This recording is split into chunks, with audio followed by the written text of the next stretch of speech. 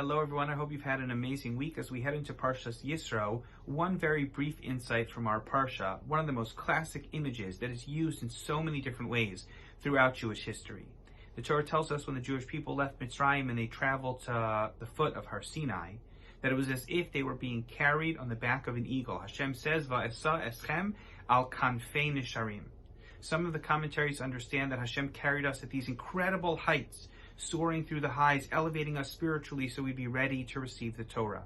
Rashi famously tells us the mashal means something different. Most of the birds carry their young in their feet, but they're vulnerable to that which flies below, anything that's down on the ground. So the eagle carries its young on its back so it'll be protected from anything beneath it. The ornithologists who study birds will tell you that this is not exactly scientifically true. None of the birds really carry their own young on their backs. But there is a circumstance in which the eagle does this that we need to review. When an eagle teaches its young how to fly, obviously these young birds are afraid to jump out of the nest, like you would be to jump out of a helicopter if it was your first time learning how to use a parachute. So the eagle uses its beak to nudge its young, and it pushes them out of the nest. And when they're falling through the sky, they pull out their wings instinctively, and they begin to understand how to use the wind and how to use their wings to be safe. But if the bird is tired because it's never used its wings before, and if it doesn't know how to land so it's not sure where to go, the mother bird will swoop in beneath it and allow its young to rest on its back while it figures out where it's meant to go. And perhaps that's exactly the image that the Torah is trying to convey as the Jewish people were freed into the Midbar. Hashem is teaching them how to fly. They don't really know how to live an independent life.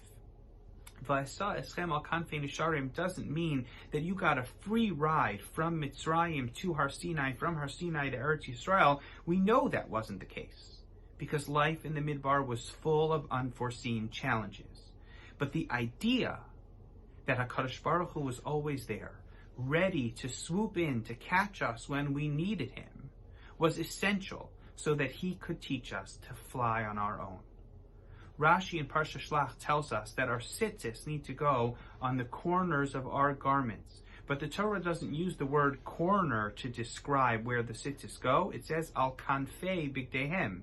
Kanfei habeged, the corners of the beged, is the same term as the wing, as the kanaf. And Rashi says when we remember Yitzias Mitzrayim through the mitzvah of tzitzis, we remember that Hashem carried us like we were on his wings when we left Mitzrayim. And perhaps that is the deeper connection between tzitzis and kanfei nisharim.